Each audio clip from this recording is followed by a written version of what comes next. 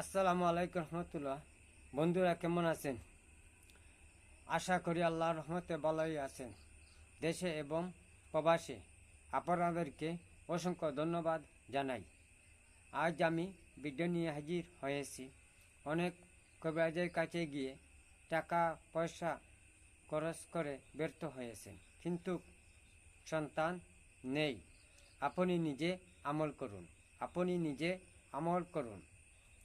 বিয়ে দেওয়ার পর 5-10 বছর হয়ে গেছে, কিন্তু সন্তান নেই।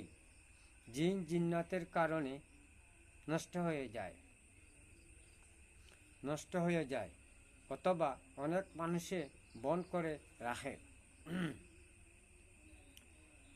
5 ওয়াক্ত নামাজ পড়তে হবে, তাহাজ্জুদের নামাজ পড়তে হবে, বেশি বেশি নফল নামাজ পড়তে হবে।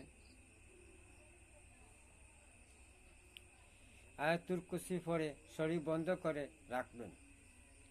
অনেকে আছে কোরআন পড়া জানে না, সাইকুর পড়ে শরীর বন্ধ করে রাখবেন।